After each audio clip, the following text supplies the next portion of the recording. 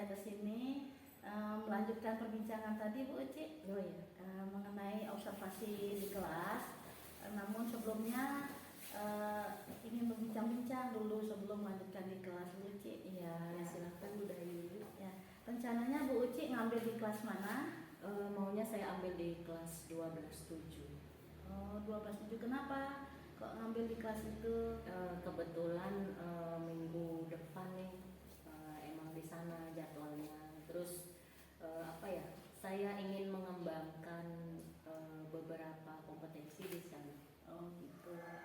Ya,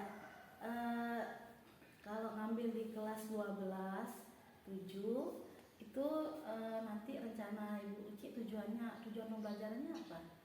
Tujuan pembelajarannya itu mengevaluasi, menganalisis teks eksposisi. Iya. Ya. Di kelas sana memang sebelumnya belum pernah apa ini pertemuan keberapa Bu Uci? Untuk mengevaluasi belum pernah. Oh belum pernah. Ya. Nah, pertanyaan kedua ini area pengembangan yang hendak dicapai itu apa Bu Uci?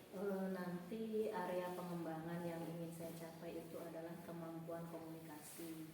Nah kebetulan di kelas itu untuk bisa komunikasi terlebih-lebih interaktif dengan siswa itu memang agak sulit gitu. Hanya beberapa orang saja yang mampu berinteraksi, komunikasi dengan lebih aktif gitu. Mungkin sekitar 3-5 orang saja gitu biasanya yang aktif seperti itu budaya. Oh, di kelas itu 3-5 orang saja yang aktif komunikasinya ya interaktifnya. Oh, jadi Ibu ambilnya di sana. Ya, saya ingin meratakan gitu, biar semuanya bisa komunikasi, kemudian interaksinya bagus, aktif semua lah ya pada intinya. Nah, untuk strategi pembelajaran yang Ibu akan pakai apa yang Ibu akan gunakan? Nanti saya akan gunakan PBL. Biar saya sediakan video. Nanti di video itu ada teks eksposisi. Kemudian di dalamnya ada permasalahan biar anak-anak nanti yang mengevaluasi apa saja yang ada di dalam video tersebut. Wah kayaknya seru nih, ide bagus tuh Ibu. Nah untuk sarana prasarana untuk mendukung pembelajaran Ibu Uci di kelas 12.7 itu apa? Sudah saya siapkan semuanya Bu Dayu, termasuk videonya. Itu kebetulan nanti tentang kelestarian alam. Kemudian ada laptop, LCD, speaker. Nah itu sudah disiapkan semua nanti. Ya, bagus sekali itu sarana yang digunakan. Nah selanjutnya mengenai penilaian untuk berkomunikasi atau instrumen penilaiannya itu menggunakan apa Bu Cik? Nanti saya nilai secara tulis dan lisan. Udah disediakan rubriknya ya? Sudah saya sediakan. Ya, bagus sekali Bu Uci. Nah, segitu aja dulu Bu Uci ya perbincangan hari ini. Nanti sampai jumpa minggu depan. Sebelumnya saya minta maaf mengganggu kesibukan Bu Uci ya. Apa-apa Bu Dayu. Sekali lagi terima kasih banyak ya Bu Uci. Bu Dayu ya. Sampai jumpa lagi. Ada yang tidak hadir hari ini? Ada. Satu orang. Adik Reva. Izin ya.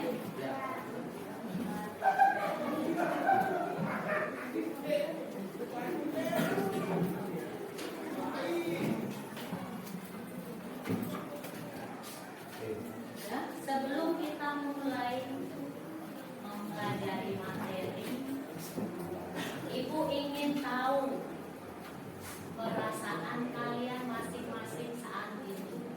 Ya, caranya adalah dengan membuat emoticon di kertas ini. Emot aja. Ya, emot aja.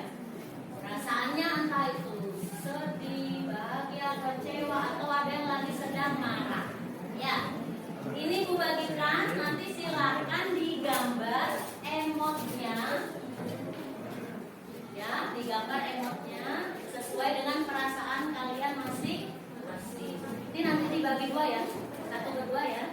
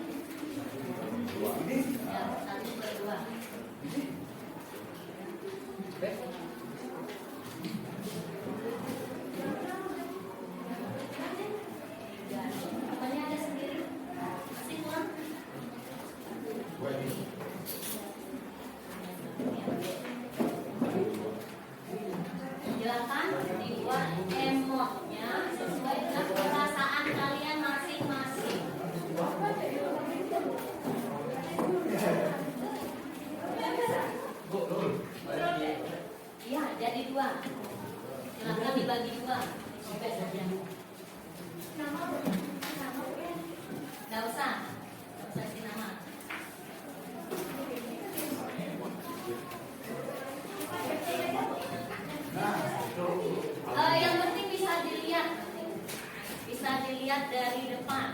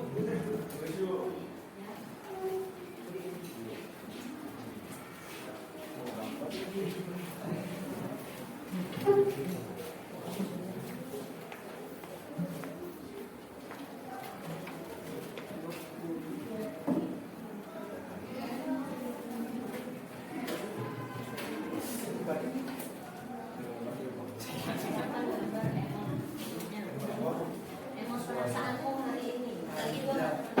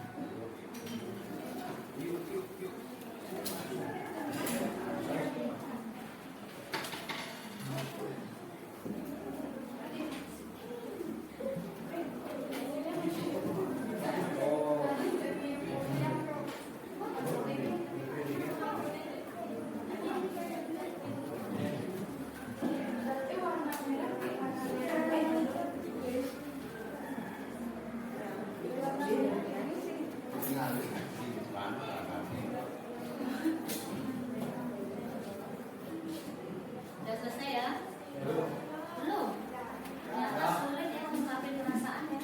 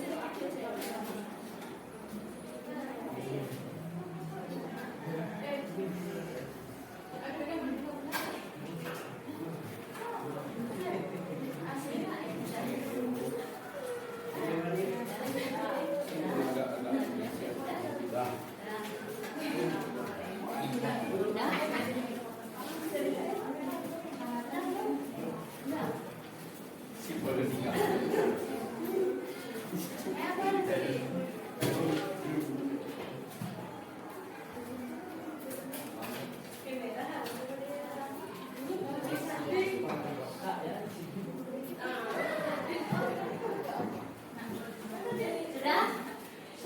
Sudah siap?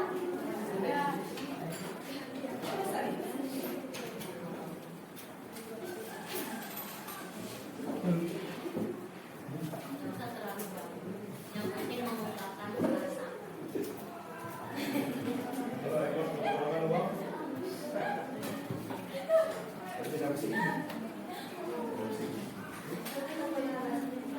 Kurang uang.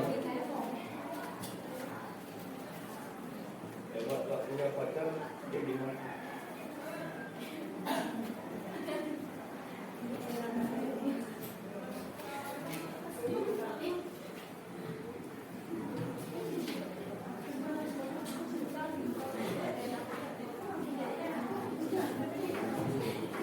Ya yuk, kalau sudah siap-siap diangkat semua temboknya. Biar ibu tahu. Silakan diangkat dulu.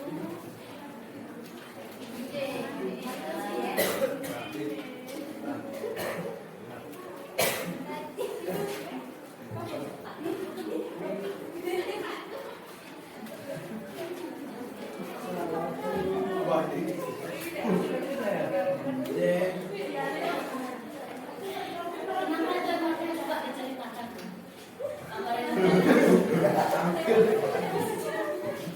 Coba gimana? Ini memendam kesedihan. Kenapa sedih hari ini?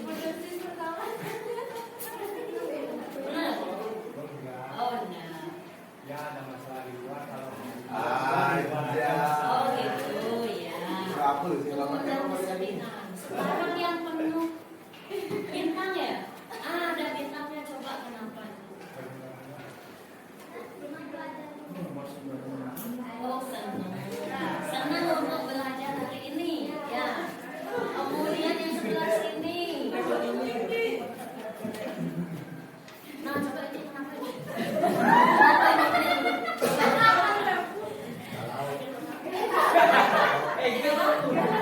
Oh,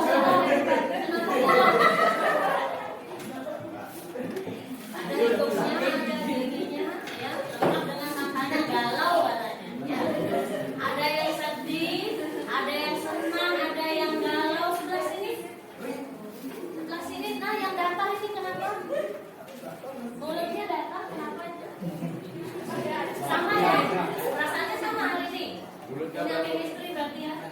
Mau jodoh kan? Ya silakan, kenapa itu kok seperti itu? Emosinya, perasaannya gimana? Oh biasa saja, datar-datar aja. Tidak ada perasaan apapun ya. Ya sudah perhatikan. Ada yang sedih, ada yang sampai nangis meneteskan air mata, ada yang galau. Kenapa itu paling belakang pojok? Oh sedih, nah ada yang sedih dan lain sebagainya.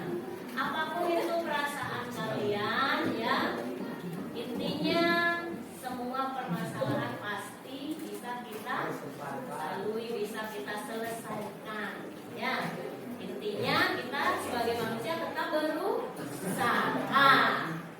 Dan untuk hari ini, khususnya pembelajaran hari ini, selain perasaan-perasaan tadi ya, selain yang menyenangkan tadi, Ibu harap kalian tetap fokus pembelajaran. Silahkan gambarnya disimpan dulu ya. Nah ini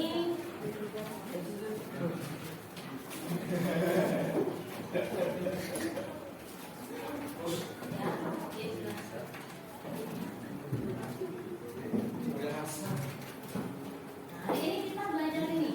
Tujuannya mengevaluasi gagasan dan pandangan teks eksposisi. Kemarin kita sudah belajar gagasan. Ya, opini. Di teks eksposisi ada apa kemarin? Opini, ya fakta. Kemudian opini itu dilengkapi oleh adanya gagasan. Ya, gagasan diperkuat dengan adanya fakta. Ya, gagasan diperkuat dengan adanya fakta. Ya, gagasan kalian itu kuat.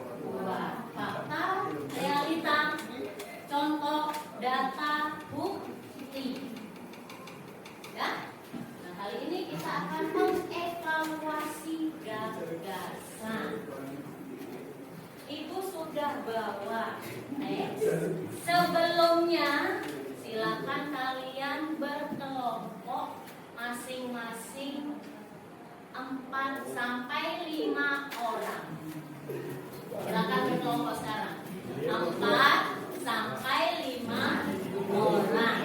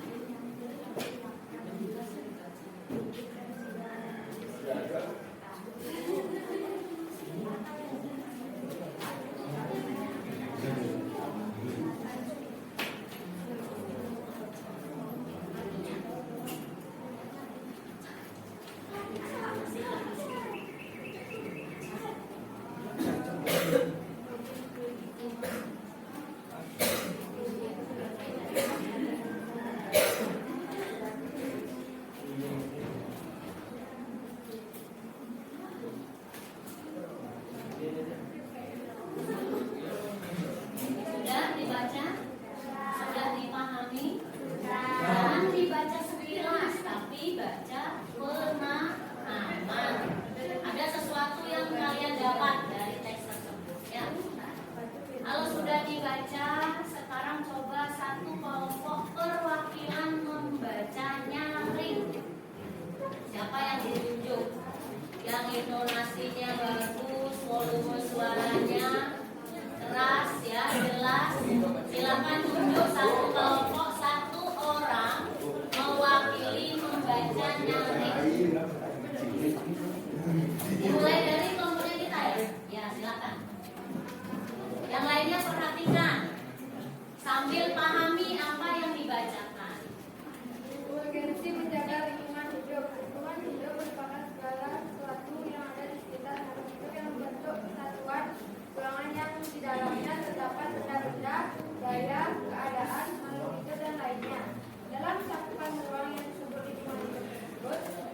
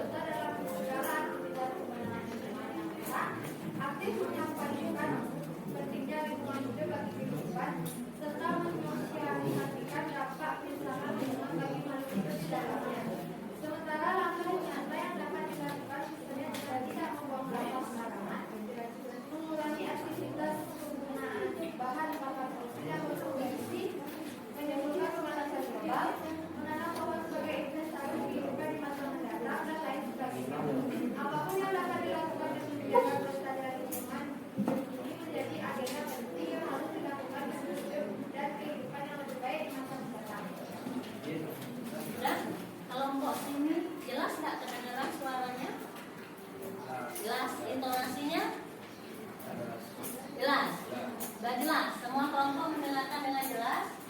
Sudah. Sekarang kelompok berikutnya. Siapa perwakilan membacakan nyari? Ya, silakan.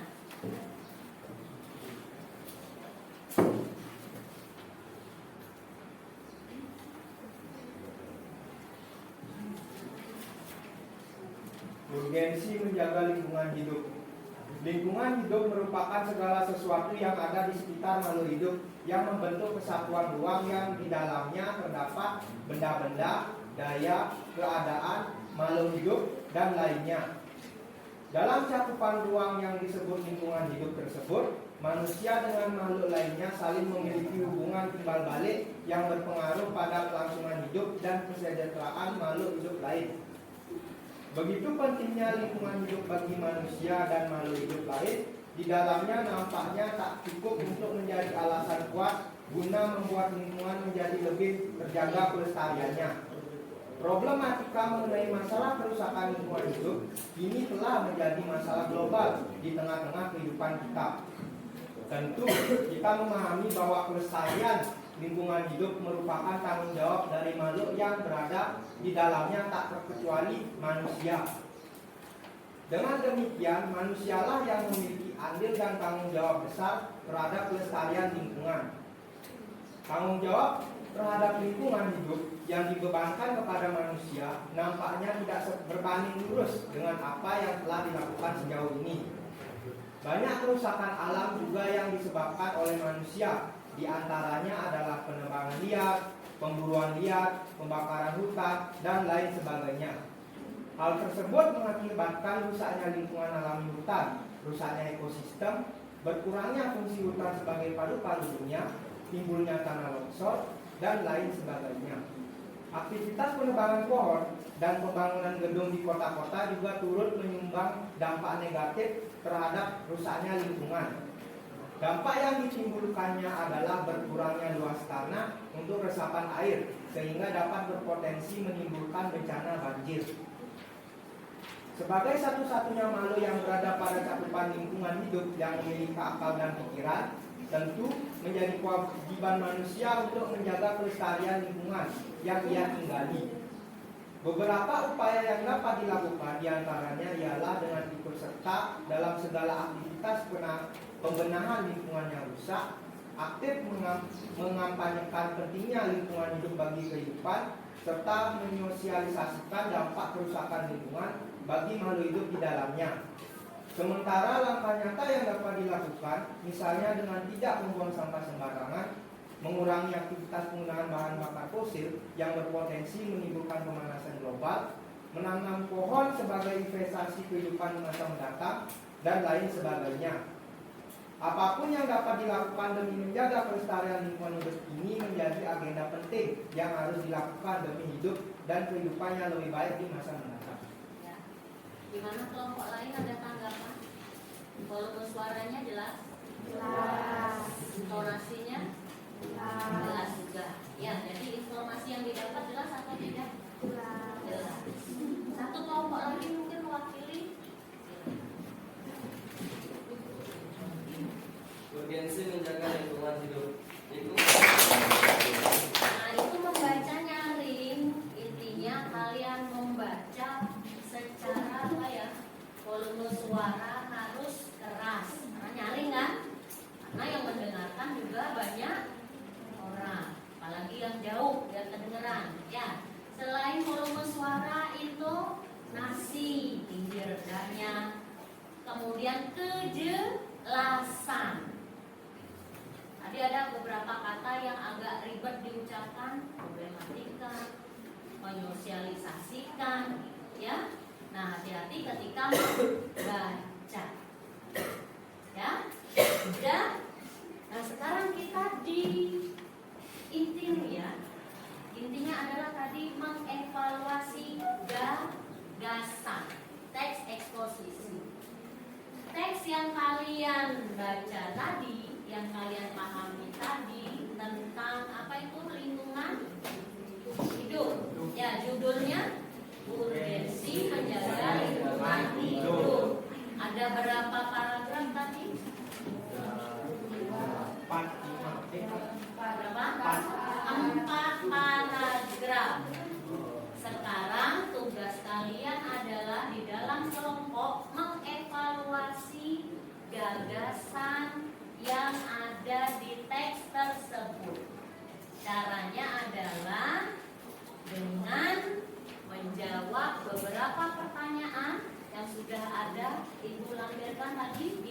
belakang ya. Ada berapa pertanyaan? 6. Ya, ada 6 pertanyaan. Silakan didiskusikan. Hasilnya ditulis di kertas. Ya, silakan didiskusikan dulu. Tulis nama kelompok, nomor absen. Ya.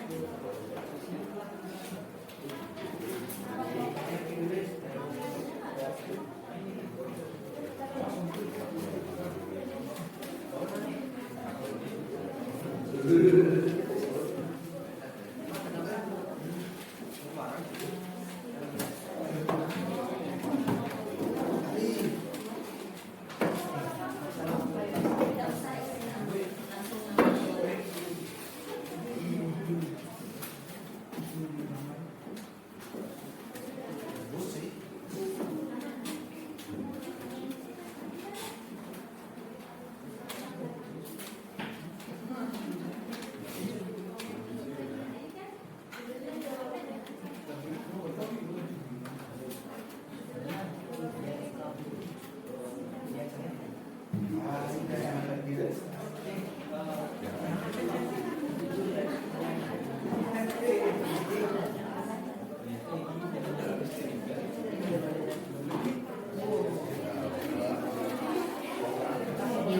Isi nama anggota kelompok, nomor absen ya. Ya, Bu.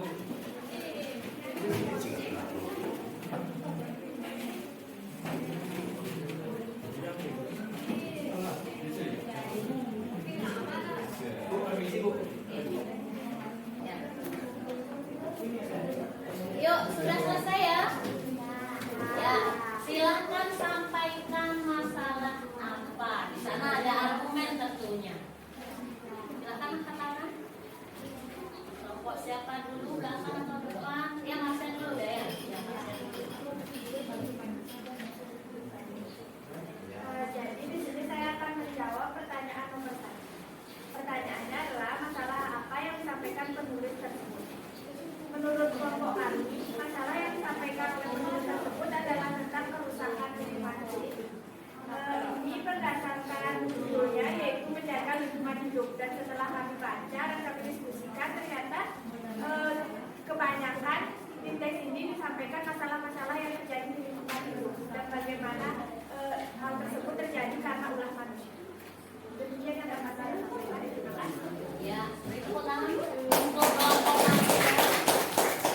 berikutnya. Jadi masalah apa yang disampaikan penulis dari teks tersebut? Masalah yang disampaikan penulis yaitu menurut kelompok kami tentang kerusakan alam yang disebabkan oleh manusia. Karena sebagai satu-satunya makhluk yang memiliki akal dan pikiran, seharusnya manusia bisa menjaga kelestarian alam yang mereka tinggali. Akan tetapi tanggung jawab terhadap lingkungan hidup tersebut yang dibebankan kepada manusia itu tidak sesuai dengan apa yang mereka lakukan sejauh ini. Sudah? Ya. Apa yang disampaikan oleh dua kelompok tadi itu sudah sangat memantapkan kalian ketika memahami sebuah argumen. Ya, sekarang coba disimpulkan kira-kira argumen itu apa? Argumen. Apa argumen? Apa argumen? Tadi sudah baca kan? Di teksnya ada beberapa argumen. Kalian sudah bisa memilih argumen yang mana saja. Nah, menurut kalian argumen itu apa? Marcel? Ya, Marcel dulu ya, silakan. Menurut saya argumen itu adalah pendapat seseorang baik dia secara berkelompok ataupun individual yang didukung oleh fakta. Jadi dia menjelaskan pendapatnya tapi berdasarkan fakta. Pendapat berdasarkan fakta. Ya. Bisa dilengkapi atau ada tambahan? Menurut saya argumen itu adalah sebuah pendapat yang memiliki pro dan kontra. Pro dan kontra. Ya, ada yang setuju, ada yang tidak setuju. Kelompok lain ada yang menambahkan? Tidak ada? Sekali lagi berikan tepuk tangan ya. Ya, jadi di dalam argumen itu tentunya mendongeng sebuah pendapat, alasan-alasan ya untuk memperkuat adanya pendapat yang kuat, tentu disertai dengan adanya fakta. Fakta itu berupa realita, real, kemudian memang benar-benar terjadi, ada data, ada bukti. Ya, itu tentang argumen. Ada yang ditanyakan? Tentang argumen sudah jelas ya? Ya. Kalau sudah jelas, nanti kalian kumpulkan tugas-tugas tersebut, boleh dalam bentuk video, boleh dalam bentuk infografis. Tahu infografis ya, semacam poster. Nah, ada gambarnya, ada tulisannya ya. Kalian bisa menggunakan aplikasi apapun ya, tentu kalian sudah memiliki atau sudah sering memanfaatkan aplikasi-aplikasi seperti CapCut, Canva, dan lain sebagainya. Bisa dipahami? Bisa. Ya, ada yang ditanyakan? Tidak ada. Sekarang ibu tanya.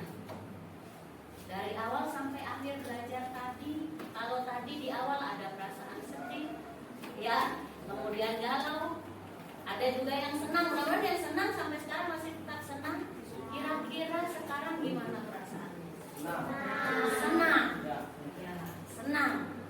Nah, semoga perasaan senang ini nanti seterusnya akan mewarnai hari-hari kalian sampai di akhir pembelajaran, bahkan besok lagi. Ya, sudah? Kalau tidak ada yang ditanyakan, tadi kan dibuka dengan doa. Sekarang silahkan ditutup dengan doa. Yang mewakili, ibu persilahkan. Mau giliran atau tetap yang tadi, silahkan, boleh saja. Ya, silahkan.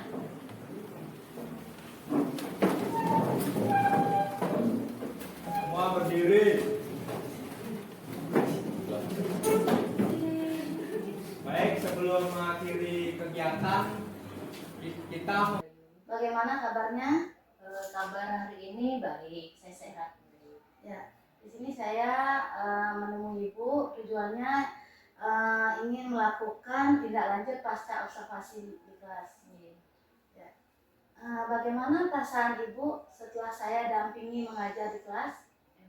Tentu beda ya Bu Dayu, ketika belajar mengajar sendiri, kemudian ada pendamping gitu, rasanya kurang leluasa, agak deg-degan juga Bu Dayu.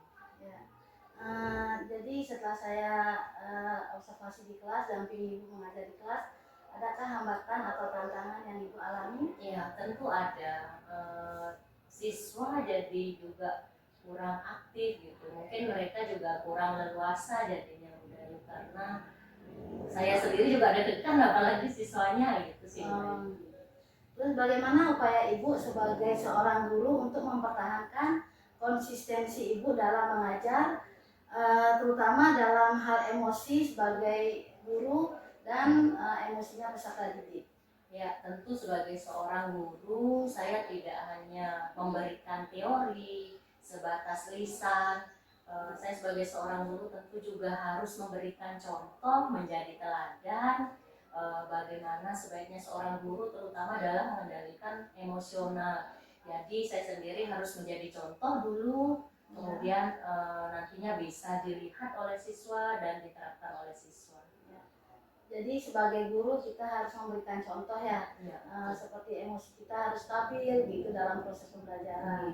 Nah, dalam proses belajar mengajar Ibu, terutama dalam keberagaman peserta didik yang Ibu ajar, bagaimana tindakan Ibu dalam memahami sosial emosional siswa yang heterogen dan bisa membuat pembelajaran yang menyenangkan sampai akhir pembelajaran? Tentu di sebuah kelas itu siswanya banyak dan mereka punya karakter yang beragam.